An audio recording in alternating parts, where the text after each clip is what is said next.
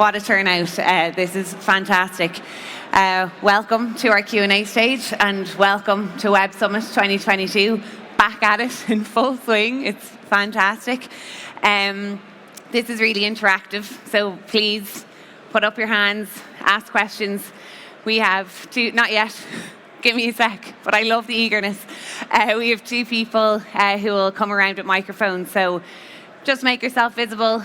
Our next speaker is the CEO of Binance, which is the world's biggest cryptocurrency trading. So without any further ado, please put it together for CZ.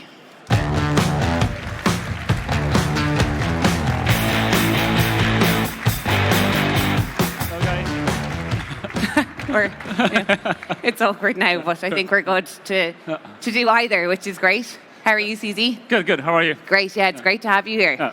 You had your center stage talk last night? Yeah, it was a big stage, yeah. Yeah, you enjoyed it? Yeah. I hope you went well. I don't know. It did. Great feedback, so that's good. Is this your first time in Lisbon? No, this is actually my third time this year. No way. Yeah, so I came here twice in April, I think. Nice. April, March-ish. Yeah. Nice. Fantastic. I was just explaining to the audience there, I'm sure you heard that I'll ask you a couple of questions first. Sure. Get the ball rolling. Sure. And then anyone who's brave enough to ask you a question in this huge crowd, please do. Okay, yeah, God, we've loads. Okay, I also have loads, guys, okay? So I'll go first. Sure. And then I'll come to you guys ASAP, don't worry. So I guess, CZ, I'm assuming a lot of people have a lot of crypto questions, but I want to ask you this. You worked at a gas station before making a 30 billion fortune. Can you tell us about your journey from gas station to where you are now? Yeah, so I think I was 16 when I was working at a gas station. I just had my driver license. It's Chevron on Kingsway Street in Vancouver. I was actually working the night shift from 11 p.m. to like 7, 9, 8 a.m. The night shift for the summer. So that was a pretty tough job actually because it screws up your schedule. Before that, I was working at McDonald's, which many people know about. Before that, I was actually doing did a few weeks of newspaper delivery. So I started working when I was quite young. And I started Binance when I was 39. So there's quite a lot of history in between. So many people think of Binance as the overnight success. For me, it's like it took 20 years. Yeah, of course. I think for entrepreneurs, we gotta persist. We're gonna encounter many problems. But now, for me, the thinking process is much clearer. Just get rid of all the stuff that doesn't matter and just focus on stuff that matter. Yeah. Okay. Yeah. How did you get into it? I got into crypto in 2013 when a friend of mine says, CZ, you should consider moving 10% of your net worth into Bitcoin. There's a small chance you will go to zero. There's a higher chance you will go 10x. And if it does 10x, you double your net worth. I was like, okay, that's a pretty serious recommendation. So after that, I looked into it. I didn't do 10%. I went all in. So, yeah. Wow. It turned out very well for you, obviously. Turned out okay. So took me about 6 months to understand Bitcoin, read the white paper. This is in mid-2013. So there was much less information back then. So at the beginning of 2014, I decided to go all in on this new technology. I couldn't articulate back then, but today, the way I would say it is, if we think about the internet was just a new technology for transferring information. It's TCP/IP packets on the wire over the air. That's it. Yeah. That's all internet is. But then we built this whole industry out of that. This blockchain industry it's just a new technology for transferring value. But if the internet was dealing with data and information, this thing deals with money. Yeah. The impact is going to be much higher. So in 2013, I couldn't articulate it that way. Yeah. But I understood this industry is going to be huge. So I said, look, I'm not going to miss it. Sold my apartment, bought Bitcoin, and then started looking for a job. Nice. Okay. But now crypto is, okay, yeah, round of applause. Absolutely. Yeah. It's an extremely volatile investment. Yeah. So, how would you describe the state of the market now? I think, look, every time when there's historically, Bitcoin goes through 4-year cycles. 2013 was all-time high. 2017 was an all-time high. 2021 was all-time high. But each one of them was higher than the previous one. But history doesn't predict the future. It doesn't mean in the future it will go high or low. So I think you guys got to make that judgment for yourself. But the technology is growing. The technology is being evolved. So if you look at the fundamental industry, it's not going away. It's a concept that's in hundreds of millions of people's heads. You can't erase a concept like that. So today you can shut down the internet. There will be internet too. There will be Starlink, there will be other things. You can shut down one blockchain, but there will be other blockchains. So the technology is not going away. There's millions of developers in the industry still developing applications. It's just going to get bigger. There will be a lot of failures, just like the internet, just like any startup industry. So there's a lot of risk. There's a lot of volatility, but the industry is growing. Okay. Thank you so much. Yeah. I think I have some very impatient people here now who want to ask some questions, so I won't ask you any more on my end, but I'll take, okay, great, I'll go. You did have your hand up first, that seems only fair. Do you have a question? Perfect, can we get a microphone to this gentleman, please? Thank you. Actually, I have 2 questions. Okay, go I'll first. start with the first one if I can. So hi CZ, my name is Bruno Ver, CEO of Niftify, a fellow company like yours, a little bit smaller. So we have built an NFT marketplace, a Shopify solution for NFTs. We have built it on Ethereum and Polygon, and we are ready to deploy and build on Binance Chain. Yeah. When are we talking? Well, we can talk right afterwards. Awesome. All right, my second question. So more important. So we see that GAFAM is entering the market, Web3. How is Binance going to tackle that big competition that is going to enter the market? We don't view other players as competition. The industry is so small. So today, if we look at crypto adoption, it's probably less than 5%. Out of 100 people, this crowd may be different. But out of 100 random people on the street, maybe less than 5 people have some kind of crypto. And if you look at net worth, out of that 5%, probably on average, less than 10% of their net worth is in crypto. So net worth-wise, it's probably less than 0.5% adoption. When you're in an early, unsaturated market, you want as many players to be in the industry as possible. So the more players that join, the better, because every player will develop their own, they will push the boundaries of the ecosystem. The more people that we can get into crypto, the larger our business will become. So today, the industry is so early, we should be a very collaborative, get as many players in, as many businesses, as many users in, because each one of us is going to be developing different type of users. There will be some overlap, there will be some competition, that's normal, but it's not a saturated market at all. So we don't view other people as competitors at all. This is why we always encourage other centralized exchanges, other blockchains, other wallets, other everything. The more, the better. Yeah. Thank you. Hello. Okay. Yeah. Hi, CZ. Yeah. Sorry. Okay. Yeah, I'm here. I have no idea where you are, but go for it. I'm here. Yeah. Oh, I see. Thank you.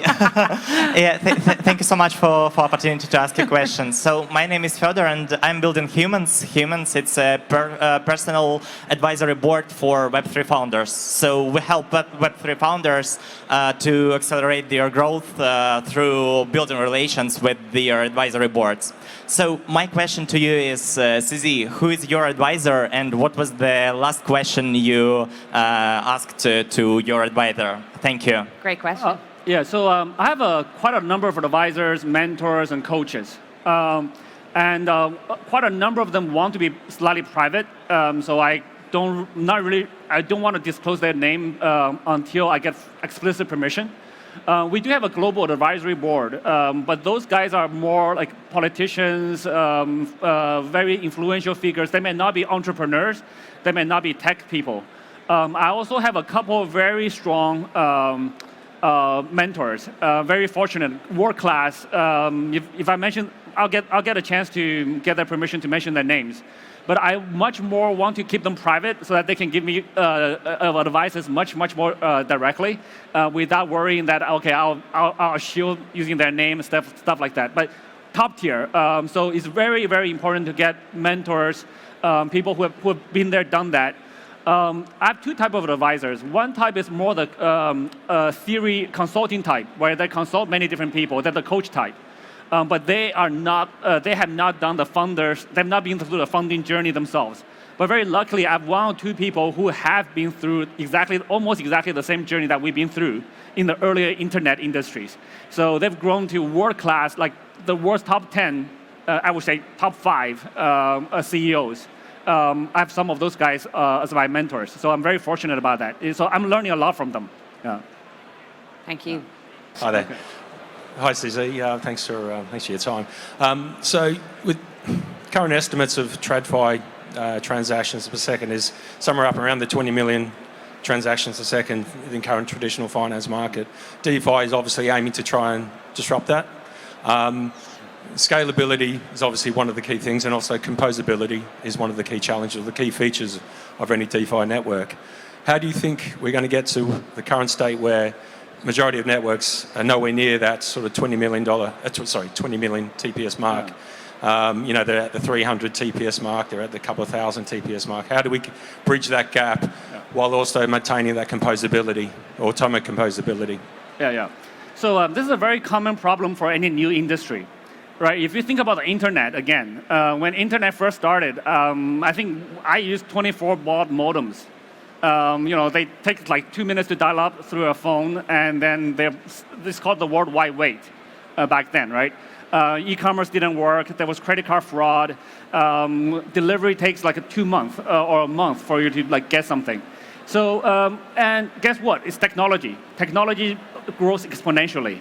So I don't know the exact. I don't have the design for a faster blockchain, etc. I'm not that technical anymore, but I do know that there's got to be about 1 million developers in the ecosystem already. There's some really smart ones, like Vitalik, a bunch of other guys. They're all working on this problem.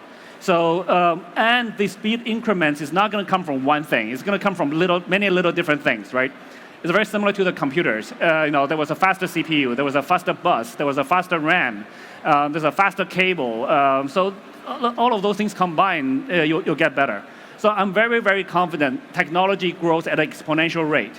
So you will get there. I don't know how, but with that many developers, so we just got to fund developers. Today, Binance's role, I view Binance's role as a platform for other platforms. So we can help other developers, we can invest in them, we can give them liquidity, we can list their tokens, and we want to support the ecosystem to grow. So that will ensure the technology continue to evolve, not just because of us, just because everyone's doing it. So so that's the natural progression of technology. Actually, we can't stop it. No one can stop it, right? So technology progression comes from millions of minds, all working on fine-tuning, improving something collectively, and then over different times, the technology will improve. Even if Binance stops today, the industry will continue to grow. It's going to happen. I don't know how, but I kind of know how, but not specifically. So we just want to be part of it. We're very honored to be part of it. Yeah. Great, thanks, Suzy. We have a question here at the front, and then we'll go down the back, guys.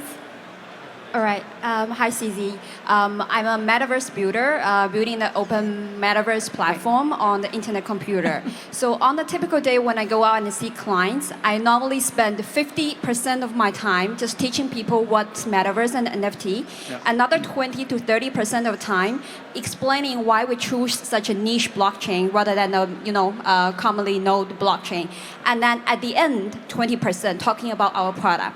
So my question to you is that, first of all, when do you see the time will come that we can skip all the previous introduction and directly go into the product itself? And more importantly, what would you advise for project like us now? How can we actually attract people more into the product itself rather than which platform we choose? Sure. I think so. Basically, metaverse and your project that you're mentioning is at an early stage. So you guys are the pioneers or the prototype guys. So at that early stage, yes, you do have to spend a lot of time explaining to people what metaverse is. 5 years ago, we do that with crypto. Like what is Bitcoin? Why is it not a scam? Stuff like that.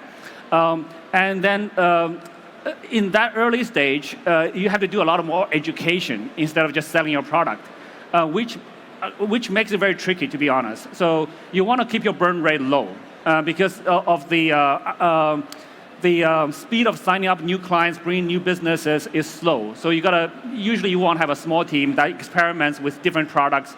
And hopefully you want to get to a product where the product grows itself so that you no longer have to explain what that product is. So today for Binance, I don't go out there and say, look, we're an exchange. Everybody understands what an exchange is, and our reputation is out there, people come to us.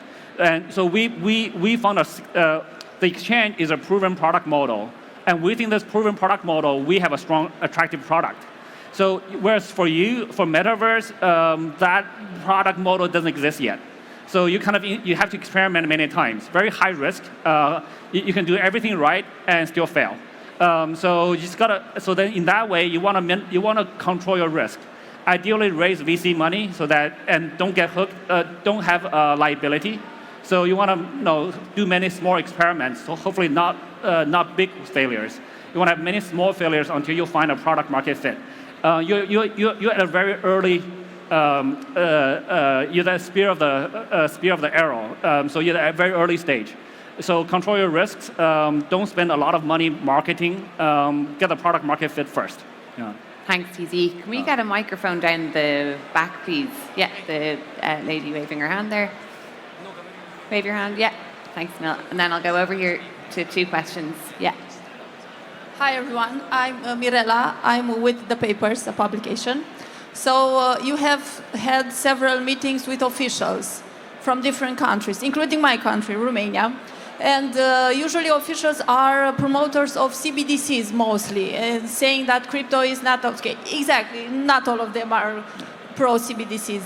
Let's say if these are going to be lift off, so they are going to be launched, CBDCs, will crypto be forgotten? I mean, how do you see the relation between these two? Thank you. Sure. So first of all, not all the government officials promote CBDCs. Some do, some don't. Different people have different views. I've met many regulators, officials that promote Bitcoin, BNB, many different coins, many different blockchains. CBDCs fundamentally are somewhat different from native cryptocurrencies. CBDCs have the advantage of being issued by a government, so they can force adoption. They'll say, look, today you use the fiat money, and this is a digital version of it. So the adoption rate is going to be high. And it also is very positive for the crypto industry in terms of education. The government will educate everyone. There'll be strong trust, strong credibility. There will be quite a lot of limitations on CBDCs. Most versions of CBDCs I've been hearing about or seeing are unlimited supply. The central bank can mint more money like that. Bitcoin's limited supply. I think for this crowd, we know the difference between those two. Most CBDCs will have permissions. If you want to move $10 million from one country to another, you probably will have to apply for permission. Whereas with Bitcoin today, from wallet to wallet, there's no permission. So there are little different things that are still different. So I don't think CBDCs will replace the native cryptocurrencies. I do think many people in the industry are against CBDCs, especially like the crypto OGs. I'm not. I think the more choices we have, the better. Today, Binance serves as a bridge between the centralized, the traditional finance and the crypto world, and we have to integrate with banks. We've seen that in countries where there's a banking support for cryptocurrency exchanges, the market grows faster. There are many countries like that. And if there's a CBDC that we can integrate directly, then we solve that banking problem. And then we can actually, I believe, will increase the speed of adoption into crypto. So there's pros and cons in everything. So it's rarely black and white. So that's kind of my view on CBDCs. Yeah. Thanks, CZ. I have a question here first, and then I'll go to you. Yeah. Hi, Mada from Cointelegraph here. Okay. Sorry, can you speak up, please? Sure. Thank you. Mada from Cointelegraph here. Nice to meet you, Susie. So I actually have a few questions. Well, 2, not few. So the first one, you were always strong on building during the bear market. Yeah. And actions speak louder than words. And you've been hiring more than any other crypto company in the sphere. You've been getting regulatory approval right and left. So why is it so important to build it during a bear market? And when do you think the bear market will end? Okay, I don't know the question. I don't know the answer to the second one, but the first one is much easier to answer. In the bear market, there's much less things to do. So there's less partying, there's less, just less exciting stuff. So you just gotta build. But more seriously, in a bear market, it's actually easier to hire talent. Because in a bull market, like a year ago, a college grad with knowing a little bit of Solidity programming cost a lot of money. The salaries they demand are just doesn't make sense to me. So, but now it's come down to very reasonable levels. So it's easier to hire people, it's easier to grow. It's also easier to invest in other companies. A year ago, every project was worth over $100 million. Even pre-product, just 6-pager white paper is $100 million. Today, the valuations are much more reasonable. And today, a year ago, everybody wants to do a project. Everybody wants to issue a coin. Everybody wants to sell an NFT. Today, only the strong founders are doing that now. So the selection is actually much better. Today, it's harder to raise money. So in this climate, so in the bear market, you want to hire people, you want to invest in other companies, and you want to do acquisitions and consolidation. In bull markets, you want to raise money if you need to. That's kind of how I view the market. Yeah. And on the second question, I can answer historically. Each cycle is about 4 years, so 2013, 2017, 2021. And if we look at those 4-year cycles, it's usually a 1-year dip. The dip happens faster and like a 2-year recovery and then another year of all-time high. So we're kind of a year in, but I cannot predict the future. The history doesn't predict the future, so yeah. Thanks, CZ. We have a question from our Twitter followers. Okay. Just quick. You've recently went in with Elon Musk on the Twitter deal, giving him $500 million. What if you could add a crypto feature to Twitter, what would you add? I think it's very simple. The first step is just accept crypto payments. He wants to charge $8 for the blue tick, and Twitter has users worldwide. If he deals in fiat, he has to integrate with like 200 different payment processors. Just accept crypto, you're done. Yeah, that's obviously the first feature. Thank you. Can we pass it down to CC. Please, thank you. I think this was. Oh, I forgot about you. So sorry. No worries. Go Hi, for it. CC. You have to. Nice tattoo, by the way. My name is, there we go. My name is Kelvin, co-founder and CEO of Pons AI. We are an AI-powered Web3 marketplace connecting companies and creators to make some useful NFTs. So you may have heard of like Starbucks launching their own Web3 loyalty program. We are democratizing that opportunity for 99% of the other businesses. So as an early stage Web3 startup, I would like to get your advice on how you became the most dominant crypto exchange in the world, and any advice for startups in the early stages. Thank you. Yeah, I think for us, because Binance and probably most of the platforms that you would build is B2C. So we focus on the user. You got to get the user experience right. So when Binance started, before Binance, most of the crypto exchanges, they only have a web version. They don't have mobile versions. On the web version, they got to scroll up to see the chart, scroll down to place trades. So you got to scroll back and up and down all the time. Product is not great. So we thought like we can clearly do better. And we've done one screen. Many people copied it. Customer service is very, very important.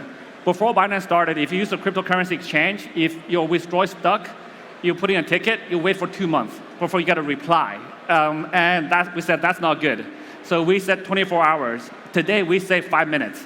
So today on Binance, if you issue a chat, you get picked up within seconds. So service is really important. But for us, we have the product market fit. We have the product. We knew that works. That's on the exchange side. We also experiment with many things in the ecosystem. And many of those things, we're still experimenting with different products. So I think the first thing is just get the product right. Once you get the product, don't do marketing. Don't issue a coin until you get the product. Once you have a product, when you want to scale, when you want to push the acceleration button, then that's when you do marketing, issue a coin, various things. Yeah. Thanks, CZ. Yeah. Can we get a microphone over I'm here? here. And then oh, you're here. Where? On the left. Give me a wave. Thank you. Hey, CZ. My name is Jane, and I wanted to ask you about your thoughts about one talk, which I listened to recently. It was talk between Lex Friedman, if you know him, and Alex Gladstein, who is the chief strategy. Sorry, can you speak a little bit louder? Yeah. So I heard a talk between Lex. Me? Okay. Yeah. Okay. Once again, we talk with Alex Gladstein, who is Chief Strategy Officer of Human Rights Foundation, and he was advocating that crypto and Bitcoin in particular can be a very powerful and mighty tool for fighting authoritarian regimes. So it's something that can give power to people to overthrow the regime basically and decentralize the power, right? So I was curious about your thoughts on this one. And I'm asking as a person who was born in Russia, so maybe on this as well. There are people who have extreme views about, crypto want to overthrow things. I have a slightly different view. I think we don't need to overthrow anything. We don't need to fight against anything. This is a new technology. The technology is neutral. Crypto, Bitcoin, BNB is very, very neutral. Anybody can use it. Any person, any company, any bank, any central bank, any government can use it. It is a better form. It is a better technology. It's a better tool for money. It's a better form of money. So the organizations or institutions that don't use it will be at a disadvantage over time. So they can fight it or they can adopt it. The technology is very neutral. There are certain players that are always against somebody. There are banks that want to crush Bitcoin, and then there's Bitcoin OGs that want to crush banks. Those are individuals. That's not us. So we just want to help to evolve and improve this technology so that it benefits the masses. So the technology has nothing to do with dictatorship or country structures, etc. So I'll use the camera as an example. Kodak invented digital cameras, but because all of their revenue come from film sales, their executives, probably their KPIs are based on film sales. So they want to protect the film sales. And then they didn't use the digital camera thing. Today, 20 years later, Kodak filed for bankruptcy. Today, the largest camera companies, Canon, Nikon, Sony, they are all pre-digital camera companies. They all used to sell film cameras, but they adopted the new technology and they're fine. Their business model is a little bit different now. They no longer sell film. So technology is neutral. So the earlier the different person, companies, banks, financial institutions, or even countries, the earlier they adopt this new technology, the more powerful they will be in the future. Short term, there'll be some pain. So it's finding that balance. I actually view that countries that want to be strong later should adopt this technology. Great question. Thanks so much, CZ, for your fantastic answers as well. We've less than 10 minutes now, guys, so I should go to the back now again, please. Thank you.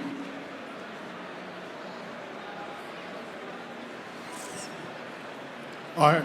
So my question is a bit about education of the investor and the rest of the people. So I think it was a month ago that there was the hack on the token bridge. I'm right on the. So, and a lot of news articles were Binance, the biggest world's crypto exchange, was hacked for 500 million.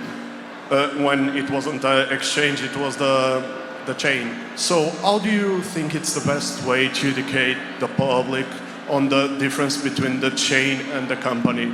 Like, for example, in Binance, or if we talk about crypto.com, there is the Kronos chain and other chains that might arrive from it. Yeah, so thank you for asking that question, and thanks for that clarification. So it's a double-edged sword. So today the problem is the Binance, there's an exchange, and there's like the BNB chain, there's a bunch of different things that use the Binance brand. It has both pros and cons. The pro is when something uses the Binance brand, initially they will grow faster because of the trust, credibility, association, etc.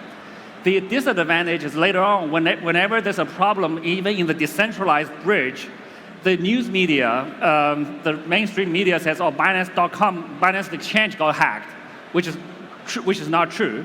So can't blame them, to be honest. It's very easy to make that confusion because not all journalists know this industry that well. Today, given the crypto adoption is at like either 0.5 to 5%, we can't expect the mass population to understand little intricate details about the difference between Binance.com versus BNB chain versus BNB beacon chain versus the bridge between them. So that one is like actually a very reasonable mistake to make. And when one journalist makes a mistake, every other journalist copy it. So that's how the industry works today. So that part, I'm actually okay with it. We clarified it. This is also why Twitter is extremely important for us. Twitter gives us our voice. So Twitter gives us the small guys, the new guys, our voice. So it's fine. It's not a big problem. We clarified that. I think anybody who cares understood it. It is what it is. Yeah. Thanks, Susie. The man with his hand up there. Yeah, exactly. Yeah, standing up. Thanks, guys. And then two more questions Hi, left. Susie. Either side. I'm very curious about your life. I mean, in the last years, everything changed for you. So my question for you is, how did you face all the pressures you had from any point of view, from politicians, from central banks? Because in a few years, you have an amazing change. And how do you face these things every day in your life? I don't know, meditation, coaching, whatever. Thank you. Thanks for the question. There is no pressure.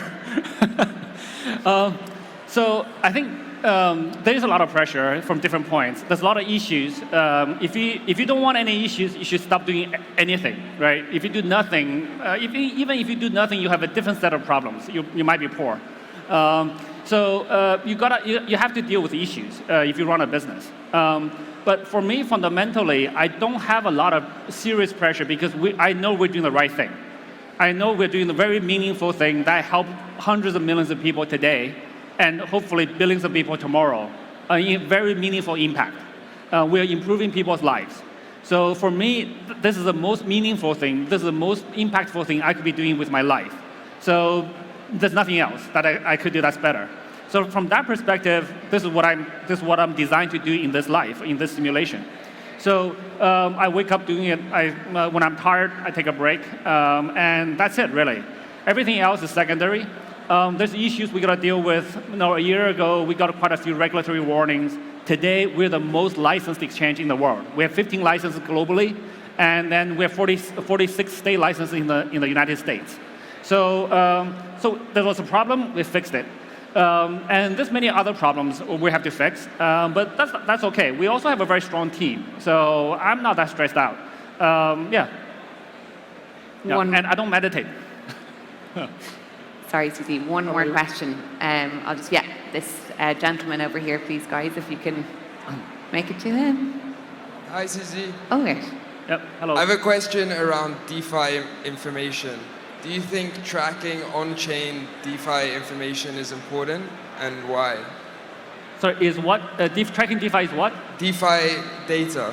Yeah, is what? Is it important, and can it provide value? Well, I'm not sure. Well, whether it's important or not is a subjective question. But more importantly, it will be done. It is already being done. The current way most blockchains are designed, they're semi-anonymous, they're pseudo-anonymous, which means that, look, all the transactions are public on-chain, you just don't know who it belongs to. But when you have big data, it's actually not that hard to figure out who it belongs to over time.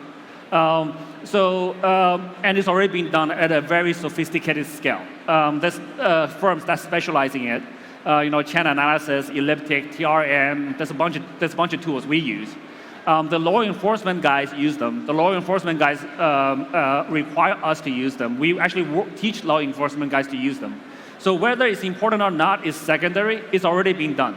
And the analytics are getting increasingly good. So it's actually pretty hard to hide transactions. So this is why the criminals, the bad players are no longer using crypto.